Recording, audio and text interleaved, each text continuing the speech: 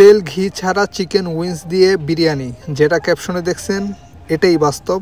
আবারও বলতেছি, তেল ঘি ছাড়া চিকেন উইংস দিয়ে বিরিয়ানি সম্ভব, তারপরও এত সুন্দর করে। সো ভিডিওটা দেখেন, তাহলেই সব কিছু বুঝতে পারবেন। So let's go.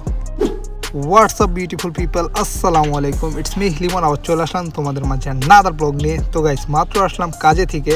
সো কাজে থেকে আমি এখনও টি শার্টটা চেঞ্জ করি নাই, মানে পুরো আমার ধোয়া টি শার্টটা পরেই আমি নিয়ত করছি যে ওইটাই, যে এখন বিরিয়ানি রান্নাতে বসায় দেন আমি আমার বাকি কাজ করতে যাব, ফ্রেশ হব, সব কিছু করবো। সো যেই কথা সেই কাজ, আর যেটা ক্যাপশনে দেখছেন সেটাই হচ্ছে বাস্তব।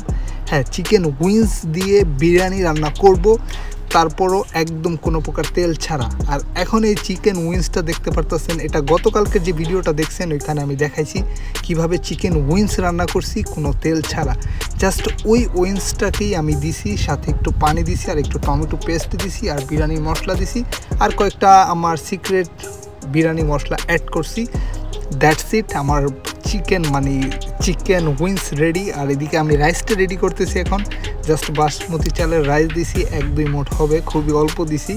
সো ওইটা দিয়ে এখন জাস্ট ভাতটা আমি 60% সিদ্ধ করে দেন আমি উপরে হচ্ছে চিকেনগুলা লেয়ার করব। তো চিকেন উইংসের লেয়ার প্লাস কিছু আলু দিয়ে দিছিলাম চিকেন উইংসের সাথে। আলুগুলা খুব বেশি জুসি হয়েছে, একটু পরেই দেখতে পারবেন।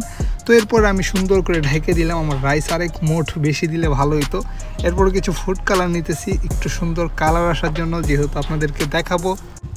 তো দেখার মধ্যে একটা সৌন্দর্য বিদ্যমান থাকে। বিরিয়ানি একটু ঝরঝর টাইপের, একটু সুন্দর হইতে হবে। যদি খিচুড়ির মতো বা ল্যাটকার মতো লাগে, ব্যাপারটা হয় না। দ্যাটস একটু ফুড কালার ইউজ করা, আর অলমোস্ট 40 মিনিটের মতো ঢাইকে রাইখা দেওয়ার পরে এরকম একটা রেজাল্ট পাওয়া, জাস্ট সুবহানাল্লাহ গাইস। আমি আসলে নতুন জার্নি শুরু করব, তো ডায়েট করব, এই জন্য একটু খাইতেছি ইদানিং বেশি। আমার নিউ জার্নি স্টার্ট হবে ওয়েট লসের। সো সেই ভিডিওগুলো আপনারা পাবেন নেক্সট 2-3 দিনের মধ্যে বা 1 সপ্তাহের মধ্যে।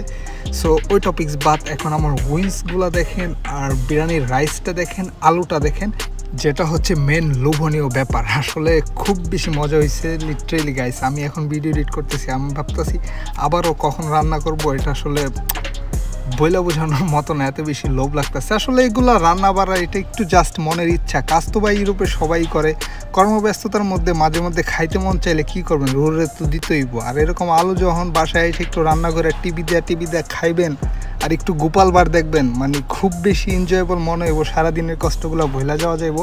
সো এই খাওয়া দাওয়া বাদ দেওয়া দিন, তারপরে একটু দেখেন ঝরঝরাটা কেমন হয়েছে, মানে মুখে দিয়ে পুরো মিলাই যাইতেছিল। আলুগুলো এত বেশি সফট হয়েছে। আর উইংসটা তো ভাই কালকে রান্না করছি, ওটার একটু মডিফাই করছি। দ্যাটস ওয়াই টেস্টের কোনো ড্রপ হয় নাই, বরঞ্চ আরও বেশি জোসি হয়ে গেছে, কারণ এটা টমেটো দিয়ে আবার আমি কুক করছি। বিরিয়ানির মশলাগুলো পুরো ভিতরে ওয়েল ডান একদম হয়ে গেছে। সো এতটুকুই ছিল গাইস। ভিডিওটা ভালো লাগলে লাইক কমেন্ট শেয়ার করে দিন। আর আমার crazy recipe plus healthy recipe দুইটা মিলাই আসলে শরীরটারও একটু ব্যালেন্স করতে হবো, খাইতে হবো, বডিটারও ব্যালেন্সে রাখতে হবো। সো সব মিলে ভালো ছিল খাবারটা। আপনাদের কেমন লাগলো কমেন্ট করে জানান। ভালো লাগলে লাইক কমেন্ট শেয়ার করে দিন। সো যদি শেয়ার বেশি হয়, লাইক বেশি হয়, ভাইরাল হয়, তাহলে উড়া ভিডিও হবে। So thanks for watching. Limon এখন আসছে, টাটা, গুড বাই, আল্লাহ হাফেজ, take care, love you guys.